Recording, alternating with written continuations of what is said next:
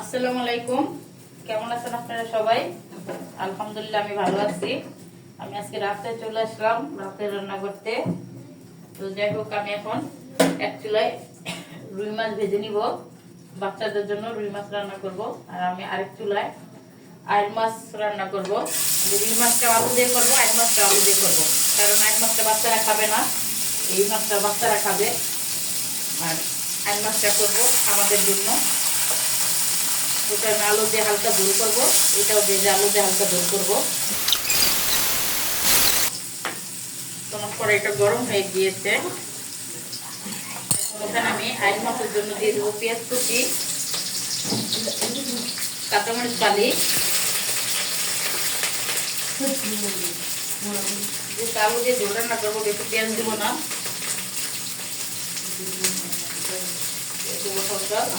লবণ,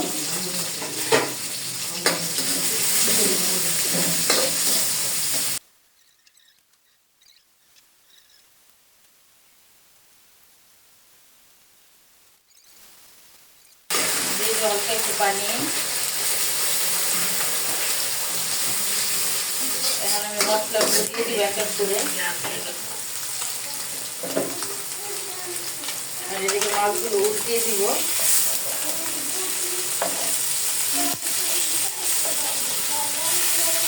আইড় মাছটা আমি কষাই রান্না করব। আর এই মাছটা আমি ভেজে নিলাম, যেহেতু বাচ্চারা খাবে তাই এটা ভেজে দিয়েছি। দিয়ে দিব এখন হলুদের গুঁড়ো,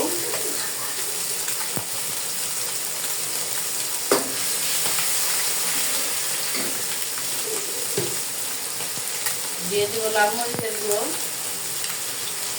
কাঁচামরিচ গুলো যে দিয়েছি একবারে কাঁচামরিচ জাল নাই, আবার যেহেতু আইড় মাছ রান্না করবো, এখানে জিরের গুঁড়ো সবই ব্যবহার করবো। দিয়ে দিলাম জিরের গুঁড়ো,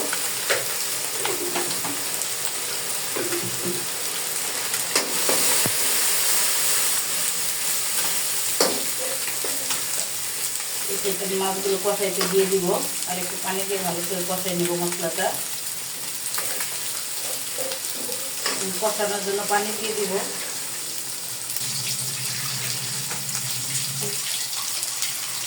আমি এই পানিতে মাছটা কষাই নিব। পানিটা বলক আসলেই আমি মাছগুলো দিয়ে দিব। আর এই সাইডে আমার মাছগুলো ভাজা হয়ে গেছে, মাছগুলো আমি তুলে নিব।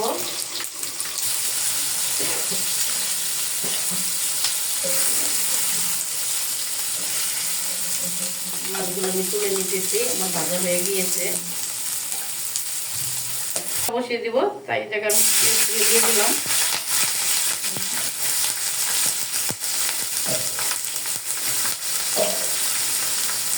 ভালো করে আমি ভেজে নিব এখানে পেঁয়াজটা।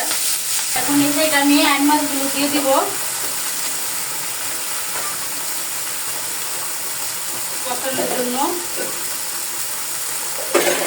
মাছগুলো ভালো করে ধুয়ে হলুদ এবং লবণ, এখন আমি আইড় মাছগুলো কষানোর জন্য দিয়ে দিব। ঢাকনাটা ঢেকে দিব এখন।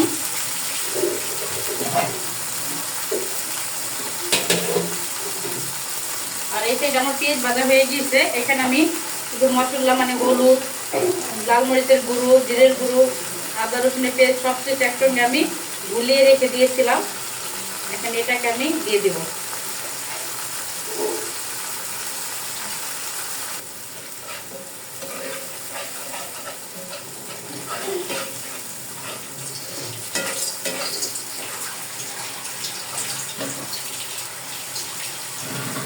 মশলাটা কষানোর জন্য দিয়ে দেবো একটু পানি।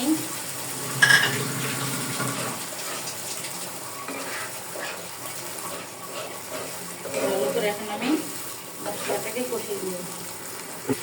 মশলাটা কষানো হয়ে গেছে, এখন আমি আলু দিয়ে দিব। বাচ্চাদের জন্য এটা রান্না করবো, অল্প আলু দিয়ে রান্না করবো। বাচ্চারা অত আলু খাইতে চায় না, আর বোনাও খাইতে চাইতেছে না। একদিন একটু সবজি খাওয়াইছি, এখন তাই ওদের মন মতো রান্না করলাম। আর এটা ভেবে আমি আজকে আলু দিয়ে আইড় মাছ রান্না করবো।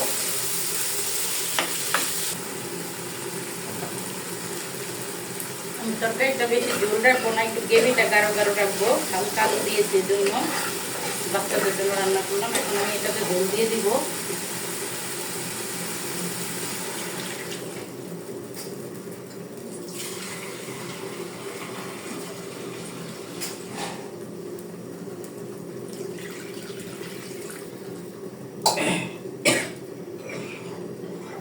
পানি লাগবে, কারণ এটা ফ্রাই প্যান তো, তাই দেখা যাইতেছে অনেক পানি দিয়েছে। আর একটু পানি দিয়ে দিব।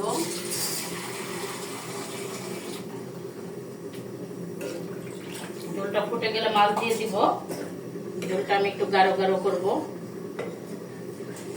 বাচ্চাদের এটা হয়ে গেল। আর আমি এই সাইডে আমার মাছগুলো তুলে নিব। আমার মাছগুলো কষানো হয়ে গিয়েছে, এখন আমি তুলে নিব। আর মাছটা কষাই রান্না করলে ভালো লাগে, এটা ভাজলে ভালো লাগে না, তাই আমি কষাই রান্না করেছি।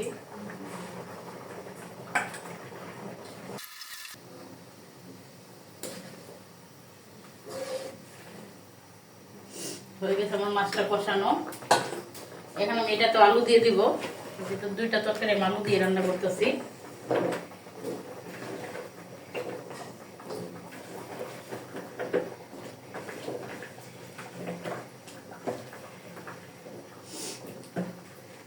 আলু দিয়ে দিলাম। আলুটাকে এখন আমি কষিয়ে নিব, আর সাথে দিয়ে দিব লবণ।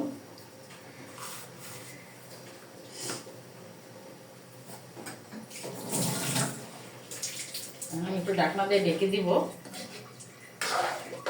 তারপর ঝোলের জন্য পরে পানি দিব।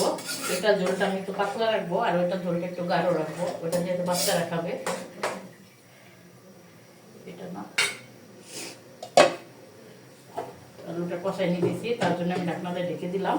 আর এটা ফুটতে থাক, যদি ফুটে যায় মাছগুলো দিয়ে দিব।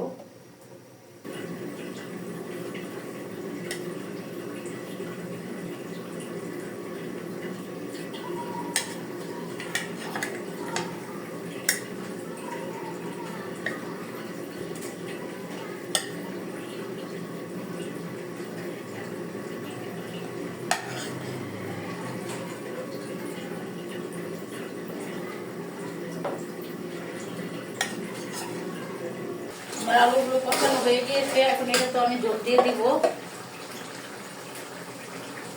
এটা একটু ঝোলই রান্না করবো। ঢাকনাটা ঢেকে দিব যাতে তাড়াতাড়ি ঝোলটা ফুটে যায়। সেটা আমার এই তরকারিটা হতে থাক।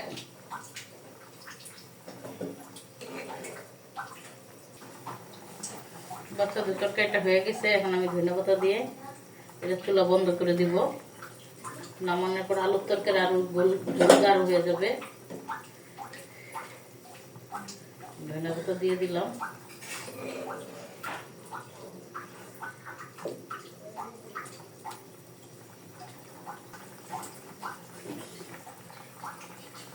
এটা ঝোলটা ফুটে আসতেছে, আমি এটাকে মাছ দিয়ে যাব। মাছগুলো একবারে আমি ঢেলে দিলাম।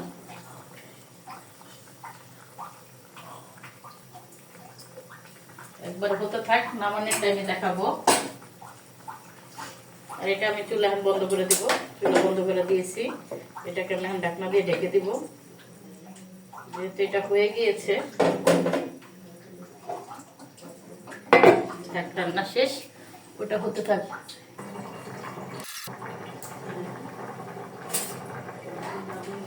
তরকারিটা হয়ে গেছে, আমি আর শুকাবো না। এখন ধনেপাতা দিয়ে নামিয়ে নিব।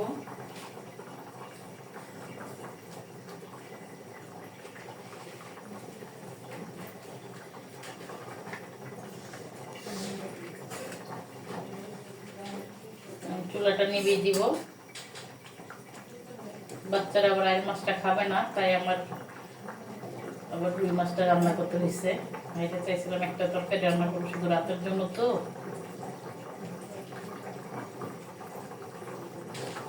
চুলাটা নিভিয়ে দিব। হয়ে গিয়েছে আমার রান্না শেষ।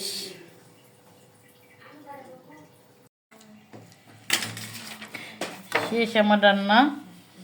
এই যে এটা রুই মাছের তরকারি, আর এটা হচ্ছে আয়ের মাছের তরকারি। তো আমার রান্নাগুলো শেষ হয়ে গেছে। কেমন হলো আমাদের ভিডিও? যদি আমাদের ভিডিও ভালো হয়ে থাকে আমাদের পাশে থাকবেন। আর আমরা এখন খেতে বসে যাব। আল্লাহ হাফেজ।